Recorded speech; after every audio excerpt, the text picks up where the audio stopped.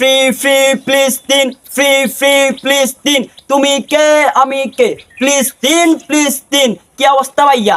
আঙ্গ মুসলিম কান্ট্রির কিছু কিছু নেতাদের খাচ্ছ যাচ্ছে কি জাননি, এদের অর্থনীতির চাকা যদি একটু সচল হয় এরা কি করবে জানেনি, এরা বড় বড় গোল টুপি কিনবো আর হচ্ছে যে কি বড় বড় মডেল মসজিদ বানাবো, এছাড়া তাদের কোনো কাজ নাই। এই যে আমাদের ইমানি শক্তির পাশাপাশি ইহুদিদের সঙ্গে যে আমাদের যুদ্ধ করার জন্য যে সামগ্রী প্রয়োজন, এই যে পারমাণবিক বোমা প্রয়োজন, যুদ্ধ বিমান প্রয়োজন, তারপর হচ্ছে যে কি সাবমেরিন প্রয়োজন, কিন্তু বিশ্বের কিছু কিছু মুসলিম কান্ট্রির নেতারা কিন্তু এই যে এগুলো না কিনে কি করে তারা জানেনি, তারা বড় বড় গোল টুপি কিনে, ওয়াহাবি টুপি কিনে, সুন্নি টুপি কিনে, বড় বড় মডেল মসজিদ তৈরি করে, বড় বড় বিল্ডিং তৈরি করে। কিন্তু আমরা যে একজন মুসলিম হিসাবে ইহুদিরা কিন্তু সবসময় আমাদের উপর কে জাপাই পড়ে, তো আমরা প্রস্তুতি নিতে হইব না। কিন্তু আমাদের মুসলিম কান্ট্রির কিছু কিছু নেতারা কি করে জানেননি, এই যে বড় বড় গোল টুপি কিনবো, বড় বড় মডেল মসজিদ তৈরি করবো, চ্যানেলগুলো তৈরি করবো, ইহুদির সঙ্গে যে যুদ্ধ করার জন্য আমাদের যে অস্ত্র প্রয়োজন, কিন্তু এই যে আমরাও মুসলিম কান্ট্রির কিছু কিছু নেতা আছে এগুলো তারা কিনে না।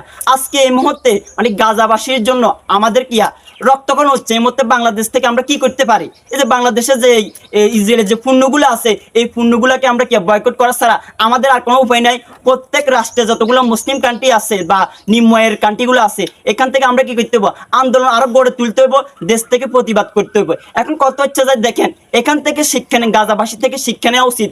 এই যে গাজার হাতে আজকে কি নেয়, বড় বড় পারমাণবিক বোমা নাই, কিন্তু কি নেয় অস্ত্র নাই, তারা আজকে কিন্তু এই যে ইসরায়েলের সঙ্গে যুদ্ধ করতে হারে না, কারণ তারা দুর্বল, তাদের অর্থনীতির চাকাও দুর্বল, তারাও দুর্বল। এই জন্য কইতেছি আজকে দেখেন আমাদের বাংলাদেশের যারা বড় বড় নেতা আছেন, লিডাররা আছেন, মুসলিম কান্ট্রির লিডাররা আছেন, অবশ্যই গোল টুপি না কিনি, তারপর হচ্ছে যে কিয়া এই যে বড় বড় মডেল মসজিদ না বানায়, বড় বড় বিল্ডিং না বানায়, চ্যানেলগুলো না বানায়, আগে আমাদের কি দরকার, এই যে ইহুদিদের সাথে যুদ্ধ করার জন্য, আমাদের মাতৃভূমি রক্ষা করার জন্য আমাদের দরকার হচ্ছে যে কিয়া পারমাণবিক বোমা দরকার, আমাদের যুদ্ধ বিমান দরকার, আমাদের ভালোভাবে কি সৈন্যগুলো তৈরি করা দরকার। এগুলা না তৈরি করি কে কত বড় বিল্ডিং উড়াইতে পারবো, কে কত কোটি টাকা কে বিদেশে পাচার করতে পারব, এগুলা নিয়ে কিন্তু কিছু কিছু মুসলিম কান্ট্রি আমাদের বাংলাদেশ সরকার সহ অনেক নেতারা কিন্তু এগুলোর মধ্যে লিপ্ত আছে।